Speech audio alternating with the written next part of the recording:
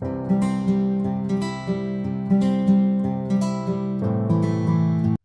students, today we will study class 9 English, third chapter of the book Moments, that is Iswaran the Storyteller. Storytelling can be a art, and this story written by R.K. Lakshman tells us about a person who is a master in storytelling. And जो भी उसकी story सुनता था वो उस story पे believe कर लेता था. That person would and up believing that the story is true. Now let's start the story. The story was narrated to Ganesh by a young man, Mahendra by name. इस story को महेंद्र ने गणेश को सुनाया. महेंद्र एक junior supervisor था एक firm में which offered on hire supervisors at various types of construction sites like factories, bridges, dams and so on. यानी कि महेंद्र कंस्ट्रक्शन साइट्स में जो सुपरवाइजर्स होते हैं वहाँ पे जूनियर सुपरवाइज़र की पोस्ट पे काम करता था इन अ फर्म. तो महेंद्र ने ये स्टोरी एक गणेश नाम के यंग मैन को सुनाई. Mahendra's job was to keep an eye on the activities at the work site. Mahendra का काम था कि वो साइट पे जितनी भी चीज़ें हो रही हैं उनको सुपरवाइज करे because he was a junior supervisor. He had to keep moving from place to place every now and then as ordered by his head office. From a coal mining area to a railway bridge construction site, from there after a few months to a chemical plant which was coming up somewhere. उसकी job की वजह से उसको अलग अलग जगह move करना पड़ता था. जैसे कभी वो किसी माइनिंग एरिया में सुपरवाइज़ कर रहा है, कभी वो किसी रेलवे साइट पे कंस्ट्रक्शन को सुपरवाइज़ कर रहा है, या फिर कभी किसी केमिकल प्लांट में.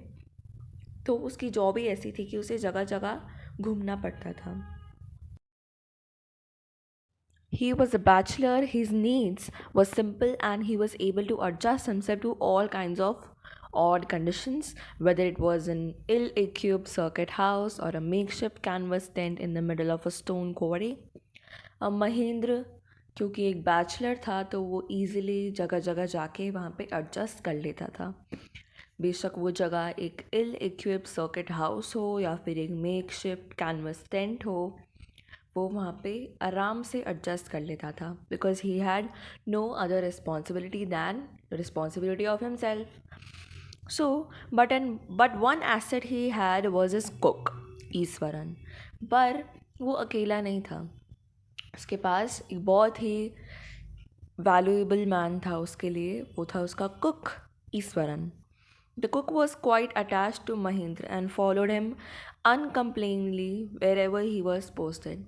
अब महेंद्र से वो कुक काफ़ी अटैच था और जहाँ भी महेंद्र की पोस्टिंग होती थी due to his work, Eswaran भी उसके साथ जाता था. He cooked for Mahendra, washed his clothes and chatted away with his master at night. Cook उसके लिए सिर्फ खाना नहीं बनाता था, वो उसके लिए उसके कपड़े भी धोता था एंड रात में उसके साथ बातें भी करता था. He could weave out endless stories and anecdotes on varied subjects. अब ईश्वरन एक इतना टैलेंटेड इंसान था कि वो किसी भी टॉपिक पे एंडलेस स्टोरीज बना लेता था. Iswaran also had amazing capacity to produce vegetables and cooking ingredients seemingly out of nowhere in the middle of a desolate landscape with no shops available for miles around. अब पहली खासियत थी ईश्वरन की कि वो स्टोरीज़ बहुत अच्छी बना लेता था किसी भी टॉपिक पे. सेकंड उसकी खासियत ये थी कि अगर वो एक डिसोलेट लैंड पे रह रहे हैं, एक एम्प्टी लैंड पे रह रहे हैं जहाँ पे दूर दूर तक कोई शॉप्स नहीं है, वो वहाँ पे भी सब्जियाँ उगा लेता था, खाने का इंतज़ाम कर लेता था out of nowhere. So he would miraculously conjure up the most delicious dishes made with fresh vegetables within an hour of arriving at the zinc sheet shelter at the new workplace. अब वो एक new work place पे जाते हैं जिसका नाम होता है जिंक शीट शेल्टर. तो वहाँ पे भी ईश्वरन ने विद इन एन आवर, 1 घंटे के अंदर अंदर डिलिशियस डिश बना दी फ्रेश वेजिटेबल से. Now Mahendra would be up early in the morning and leave for work after breakfast, carrying some prepared food with him. अब महेंद्र सुबह जल्दी उठकर ब्रेकफास्ट करके अपने साथ ईश्वरन का बनाया हुआ खाना लेके एज लंच चला जाता था. Meanwhile, Iswaran would tidy up the shed, wash the clothes, and have a leisurely bath. तो जब महेंद्र गया होता था काम पर तब ईश्वरन सारा घर साफ कर देता था. He would tidy up the shed, he would wash the clothes, and then he would take a leisure bath. एक बहुत ही अच्छी बाथ लेता था वो. Pouring several buckets of water over his head. वो अपने सिर पर बहुत सारी पानी की बकेट डाल देता था. Muttering a prayer all the while. और वो नहाते वक्त प्रेयर करता था. It would be lunch time by then. After eating, he would read for a while before dozing off. अब जब उसको सारे काम करते करते दोपहर हो जाती थी. दोपहर में वो खाना खा के थोड़ी देर बुक पढ़ के सो जाता था. The book was usually some popular Tamil thriller running to hundreds of pages. अब वो usually Tamil thrillers book पढ़ता था. Its imaginative descriptions and narrative flourishes would hold in thrall. Would hold Eswaran in thrall. अब उसको तामिल thrillers इतने ज़्यादा इसलिए पसंद थे क्योंकि वो बहुत ही इमेजिनेटिव डिस्क्रिप्शंस होते थे. एक सुपर हीरो टाइप की कहानी होती थी और ये सब उसको शॉक कर देते थे. It would and up Eswaran in thrall. Thrall मतलब in shock. His own descriptions were greatly influenced by the Tamil authors that he read. अब वो जब स्टोरी सुनाता था दूसरों को तब भी वो तमिल थ्रिलर्स में से काफ़ी सारे आइडियाज़ अपनी स्टोरी में डालता था. When he was narrating even the smallest of incidents, he would try to work in suspense and a surprise ending into the account. जब भी वो कोई चीज़ बताता था तो उस चीज़ में एक सस्पेंस डाल देता था. For example, instead of saying that he had come across an uprooted tree on the highway, he would say, with eyebrows suitably arched and hands held out in a dramatic gesture, the road was deserted and I was all alone. Suddenly, I spotted something that looked like an enormous bushy beast lying sprawled across the road. I was half inclined to turn and go back, but as I came closer, I saw it was a fallen tree with dry branches spread out. तो सीधा सीधा बोलने के बजाय he use to say everything in a dramatic manner whenever he was narrating a story. So Mahendra would stretch himself back in the canvas chair and listen to Eshwaran's tale uncritically. तो वो आराम से महेंद्र बैठकर ईश्वरन की स्टोरीज़ को सुनता था. The place I come from is famous for timber. Eswaran would begin.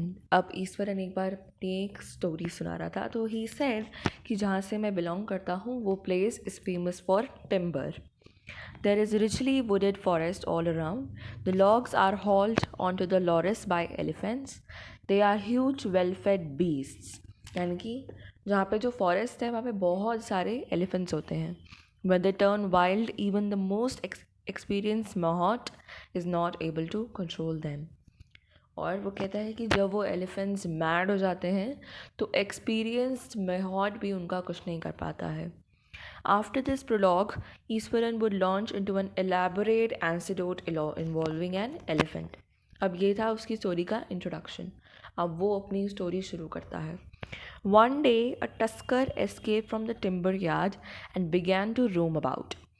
अब वो कहता है कि एक दिन एक एलिफेंट टिम्बर यार्ड से बाहर आ गया और इधर उधर घूमने लगा.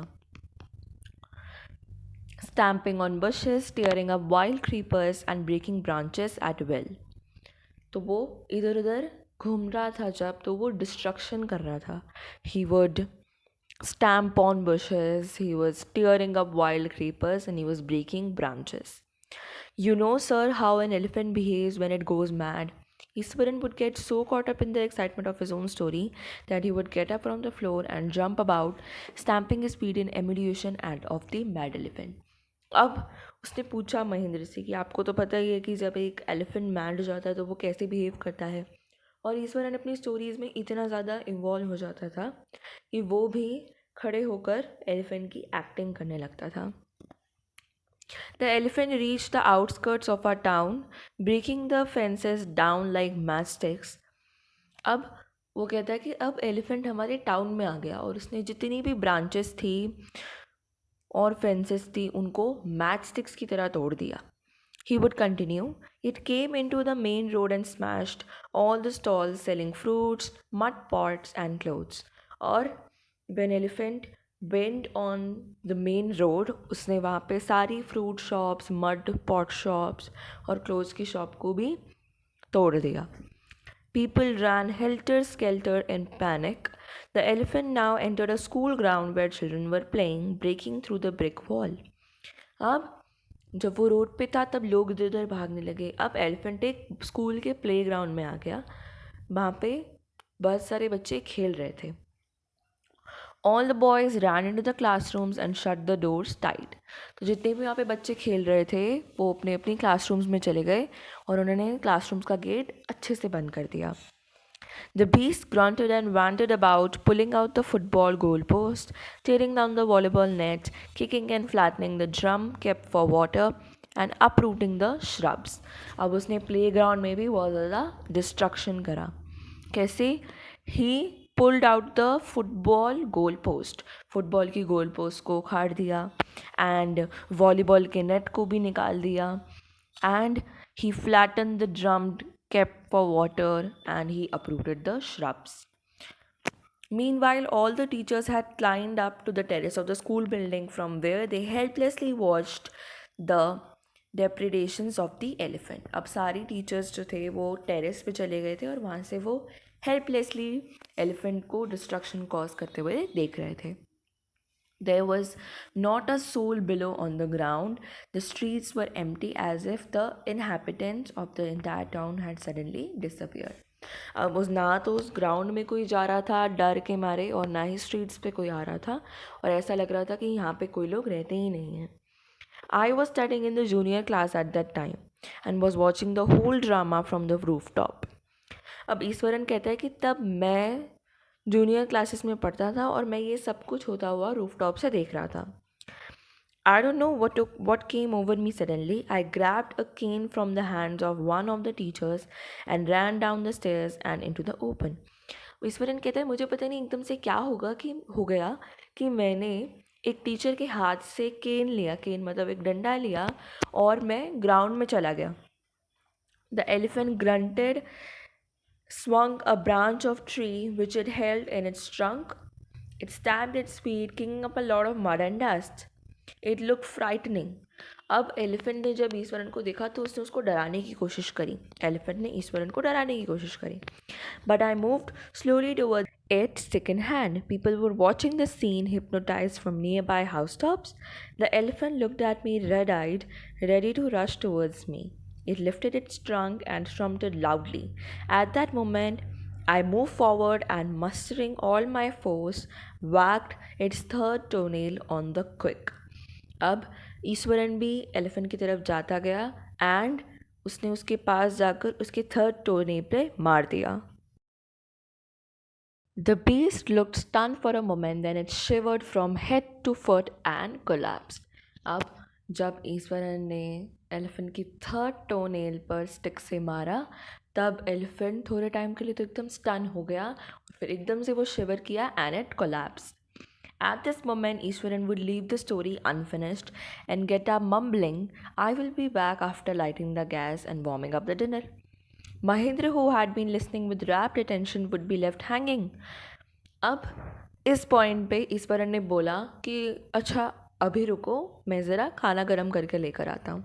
अब महेंद्र बहुत ही इंटरेस्ट से उसकी स्टोरी सुन रहा था. तो when he returned, Iswaran would not pick up the thread of the story right away. Mahendra would have to remind him that the conclusion was pending. So जब ईश्वरन वापस आया तो वो एकदम से स्टोरी नहीं शुरू कर देता कि हाँ मैं कहाँ था. But Mahendra would have to remind him कि अरे तुमने मुझे एंडिंग तो बताई ही नहीं. So Eshwaran would strung casually. Well, a veterinary doctor was summoned to revive the animal. यानी कि जब एलिफेंट कोलैप्स्ड तब एक वेटरनरी डॉक्टर को बुलाया गया ताकि उस एनिमल को रिवाइव करा जा सके। 2 days later it was led away by its mohot to the jungle, और 2 दिन बाद उसको वापस जंगल में छोड़ाए। Well, how did you manage to do it, Eswaran? How did you bring down the beast? अब महेंद्र ने पूछा ईश्वरन से कि पर तुमने बीस्ट को कैसे हरा दिया, ऐसा कैसे किया तुमने? It has something to do with the Japanese art, I think sir, karate और jujitsu it is called. So Eswaran ने कहा आई थिंक मैंने कुछ कराटे किया था, आई थिंक इसको कराटे बोलते हैं या फिर जुजित्सु बोलते हैं। I had read it about somewhere, it temporarily paralyses the nervous system you see. यानी कि वो कहता है कि जो मैंने किया ना उसको कराटे या फिर जुजित्सु बोलते हैं, और मैंने इसके बारे में कहीं पढ़ा था कि ये करने से नर्वस सिस्टम को टेम्परली पैरालाइज करा जा सकता है। सो not a day passed without Ishwaran recounting some story packed with adventure, horror, and suspense. Whether the story was credible or not, Mahendra enjoyed listening to it because of the imitable way in which it was told. अब चाहे उसकी stories अच्छी हो या बुरी हो, महेंद्र उसकी story बहुत इंटरेस्ट से सुनता था क्योंकि ईश्वरन एक इमिटेटेबल वे में उसको स्टोरी सुनाता था। Mahendra enjoyed listening to it because of the imitable way in which it was told. Iswaran seemed to more than make up for the absence of a TV in Mahendra's living quarters. अब क्योंकि महेंद्र के living quarters में TV भी नहीं था, इसीलिए ईश्वरन ही उसका only source of entertainment था। One morning, when Mahendra was having breakfast, Iswaran asked, "Can I make something special for dinner tonight, sir?" After all, today is an auspicious day. According to tradition, we prepare various delicacies to feed the spirit of our ancestors today. तो एक दिन सुबह सुबह breakfast करते हुए ईश्वरन ने महेंद्र से पूछा कि सर मैं आज रात को डिनर में कुछ स्पेशल बनाऊं, क्योंकि आज तो एक ऑस्पिशियस डे है। आज के दिन हम अपने पास्ट अवे एंसेस्टर्स को की स्पिरिट्स को शांत रखने के लिए उनको फीड करते हैं। So that night, Mahendra enjoyed the most delicious dinner and complimented Ishwaran on his culinary skills. अब महेंद्र ने बोला हाँ हाँ ज़रूर बनाओ, और रात को ईश्वरन ने इतना अच्छा खाना बना रखा था that Mahendra enjoyed very much and appreciated Ishwaran on his culinary skills. He seemed very pleased but unexpectedly launched into a most garish account involving the super natural. अब ईश्वरन वो प्रेज सुनकर खुश तो बहुत हुआ, पर उसने फिर एकदम से एक स्टोरी शुरू कर दी about supernatural powers. Yes, no sir, the entire factory area we are occupying was once a burial ground. तो ईश्वरन ने महेंद्र को पूछा कि सर आपको पता है कि जहाँ पे अभी हम हैं ना, आपका फैक्ट्री एरिया, वो पहले एक बरियल ग्राउंड हुआ करता था। He started. Mahendra was jerked out of the pleasant reverie he had drifted into after the satisfying meal. अब वो मील खा के महेंद्र खुश तो बहुत हुआ था, पर ईश्वरन की बरियल ग्राउंड वाली बात सुनकर महेंद्र एकदम से अनकंफर्टेबल हो गया। I knew on the first day itself when I saw a human skull lying on the path. Eswaran ने कहा महेंद्र को कि मुझे तो पहले दिन ही पता चल गया था कि यहाँ पे कुछ गलत है, जब मैंने अपने रास्ते पर एक ह्यूमन स्कल पड़ा हुआ देखा था। Even now I come across a number of skulls and bones. वो कहता कि आज भी अगर मैं कहीं जाता हूँ तो मेरे रास्ते में बहुत सारे ह्यूमन स्कल्स और बोन्स पड़ी हुई मुझे मिलती हैं। He went on to narrate how he sometimes saw ghosts at night. अब ईश्वरन ये बता रहा था महेंद्र को कि कैसे उसे कभी कभी रात में गोस्ट दिखते हैं। Then he said that I am not easily frightened by these things, sir. I am a brave fellow. तो ईश्वरन ने कहा कि मुझे इन चीज़ों से इतनी आसानी से डर लगता नहीं है, because I am a brave person, मैं बहुत बहादुर हूँ।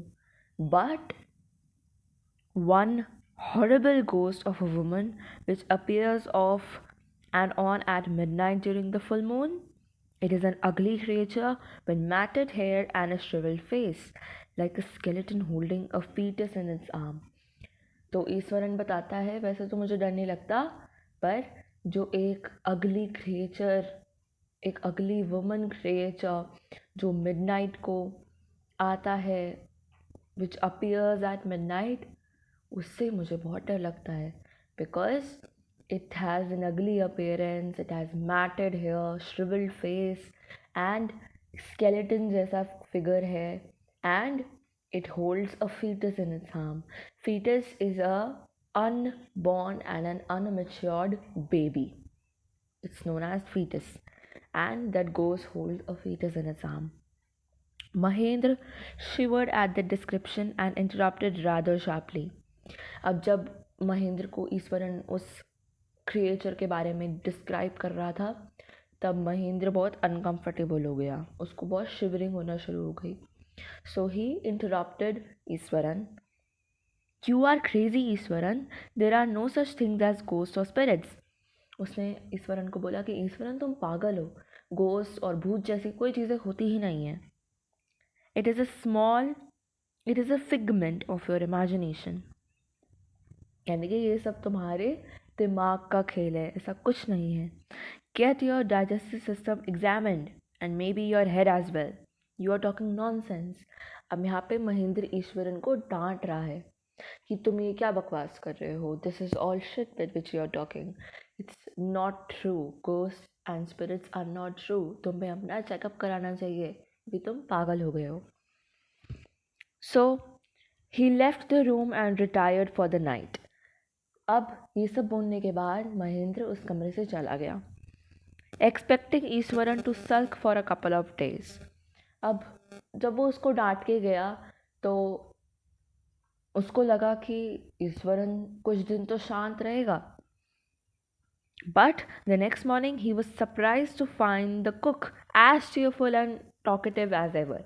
पर नेक्स्ट मॉर्निंग भी उसका नॉर्मली बिहेवियर था, वो वैसे ही चीयरफुली बात कर रहा था, and he was talking very normally. From that day on, Mahindra, for all his brave talk, went to bed with a certain unease. अब उस दिन के बाद से, यानी कि उस हॉरर स्टोरी को सुनने के बाद से, महेंद्र जब भी सोने जाता था, he was always in a bit unease. Every night he peered into the darkness outside through the window next to his bed. अब महेंद्र जब भी रात को सोने जाता था, he used to peep out of the window and he used to try to make sure कि वहाँ पे कोई भी चीज़ ऐसी हिल नहीं रही है, and everything is just still. There is nothing moving. But he could only see a sea of darkness with the twinkling lights of the factory miles away. उसको ऐसा कुछ ऑब्जेक्ट बाहर दिखता नहीं था. He only used to see, darkness and lights of factory. He had always liked to admire the milk white landscape on full moon nights. उसे हमेशा रात में जब फुल मून होता था तब he always liked to admire the landscape. But after hearing Iswaran's story of the female ghost, he avoided looking out of the window altogether when the moon was full. पर जब से उसने ईश्वरन की वो woman ghost वाली story सुनी थी, he always avoided looking out. One night, Mahindra was woken up from his sleep by a low moan close to his window. एक रात को महेंद्र की नींद खुल गई. कैसे खुली? He heard a low moan outside the window. All first, he put it down to a cat prowling around for mice. पहले उसने सोचा कि ये आवाज़ किसी कैट की होगी. But the sound was too guttural for a cat. पर ये जो साउंड थी वो बिल्कुल भी कैट जैसी नहीं थी. He resisted the curiosity to look out, lest he should behold a sight which would stop his heart. उसने अपनी बाहर देखने की क्यूरियोसिटी को कंट्रोल किया, क्योंकि उसे पता था कि अगर उसने बाहर कोई ऑब्जेक्शनेबल चीज़ देख ली then it could stop his heart. So he waited, but the wailing became louder and less feline. उसने सुना कि जो आवाज़ आ रही थी वो लाउड हो गई. He could not resist the temptation anymore. और वो बाहर देखने की अपनी टेम्पटेशन को और नहीं रोक पा रहा था. Lowering himself to the level of the window sill, he looked out at the white sheet of moonlight outside. अब उसने विंडो के बाहर हल्का सा झांका.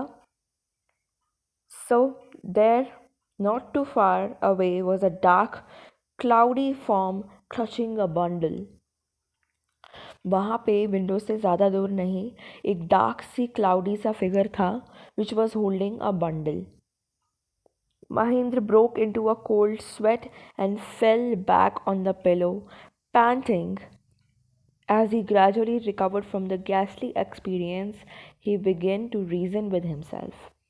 उसने वो फिगर देखा तो वो एकदम से पीछे की तरफ गिर गया. And he was very, he was extremely horrified to see that figure. He was panting. So वो सोचने लगा कि ये मैंने क्या देखा है. And he finally concluded that it must have been some sort of auto suggestion, some trick that his subconscious mind has played on him. उसको अभी भी ये लगा कि हाँ ऐसा कुछ नहीं है, गोस्ट वोस्ट तो हो नहीं सकता. इट्स जस्ट मैं गोस्ट के बारे में आजकल ज़्यादा सोच रहा हूँ, इसलिए मेरे सबकॉन्शियस माइंड ने मुझे ऐसा दिखाया. By the time he had got up in the morning, had a bath and came out to have his breakfast, the horror of the previous night had faded away from his memory.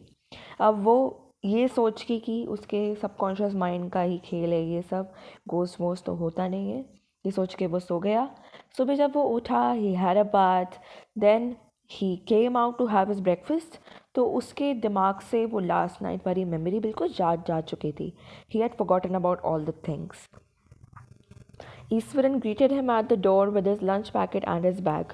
अब जब वो जा रहा था तो ईश्वरन ने उसे bye बोला एंड उसको उसका लंच पैकेट दे दिया. Just as Mahendra was stepping out, Ishwaran grinned and said, "Sir, remember the other day when I was telling you about the female ghost with a fetus in its arm?" तो ईश्वरन ने उससे कहा कि sir आपको याद है उस दिन मैं आपको बता रहा था कि मैंने एक फीमेल फिगर देखा था and it has a foetus in its arm. So you were so angry with me for imagining things. और आपने मुझ पर कितना गुस्सा किया था कि मैं थिंग्स इमेजिन करता हूँ ये सारी. Well you saw her yourself last night. तो ईश्वरन ने कहा अब कल रात को तो आपने उसको खुद देख लिया ना. I came running hearing the sound of moaning that was coming from your room. तो ईश्वरन ने कहा कि आपके रूम में से जो मेरे को आवाज़ें आ रही थी मैं वो सुन के भाग भाग के आया था आपके पास. A chill went down Mahendra's spine. अब ये सुन के महेंद्र बहुत डर गया. He did not wait for Eswaran to complete his sentence. और उसने ईश्वरन को इसकी बात कंप्लीट करने दी ही नहीं.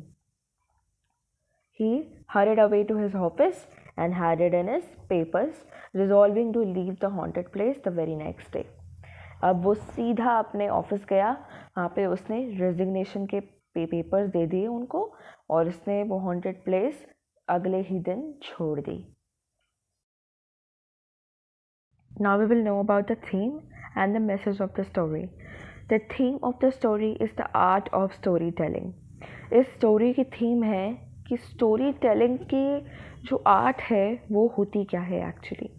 अ good story becomes interesting only when the narrator twists and turn the action to make the narrative surprising yet plausible.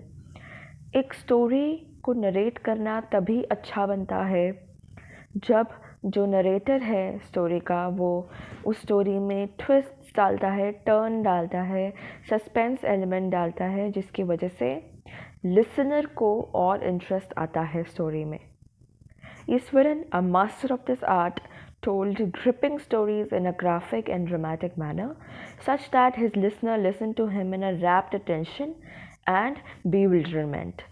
अब ईश्वरन जो कि स्टोरी टेलिंग में एक मास्टर था वो ऐसे ही सस्पेंस, टर्न्स, ट्विस्ट्स के साथ अपनी स्टोरी को सुनाता था जिसकी वजह से उसके लिसनर्स उस स्टोरी को कभी कभी तो सच मान लेते थे, and they use to listen to those stories with rapt intention.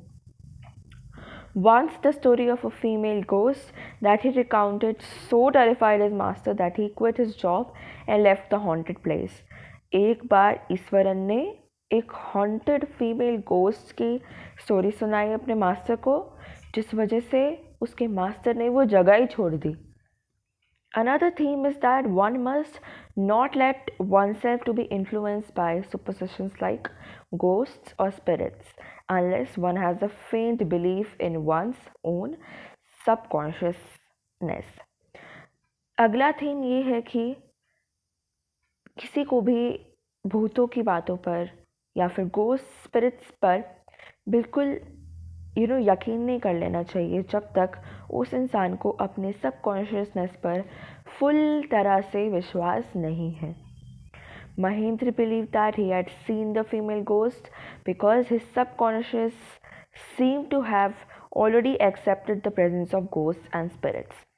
Mahendra को तभी ऐसा लग रहा था कि उसने फीमेल गोस्ट देखा है क्योंकि उसने अपने सबकॉन्शियस माइंड को यह यकीन खुद दिलवा दिया था that yes that place was haunted and he must have seen a female ghost. तभी उसने बिना कुछ सोचे समझे, ना ही उसने ईश्वरन की पूरी बात सुनी, उसने फटाफट से अपना जो है जॉब से रिज़ाइन कर दिया.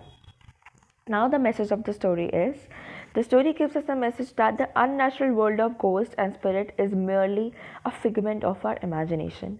पहला मैसेज ये है कि ये जो सुपरस्टिशंस हैं गोस्ट और स्पिरिट्स को लेकर, वो सिर्फ़ और सिर्फ हमारी इमेजिनेशन के द्वारा डेवलप किया गया एक डर है. If we allow our hidden fears to take concrete shape and start believing in ghosts and spirits, our life would be disturbed.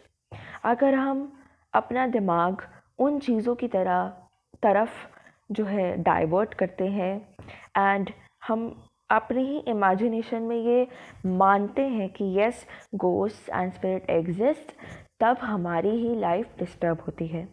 Mahindra was good at his job as a supervisor but had to quit because he allowed his fears to overpower his rational self. अब महेंद्र अच्छी खासी job कर रहा था as a supervisor in a good company, in a good firm, पर उसे अपने डर की वजह से उस जॉब को क्विट करना पड़ा. He didn't even think twice before doing so because he let his fear overpower his rational self. He let his fear of subconsciousness overpower his great mind. So that brings us to the end of this video and end of this chapter 2. I hope you all understood this chapter very well. If you have any queries or questions to ask, you can ask them in the comment box below. Do like, share and subscribe.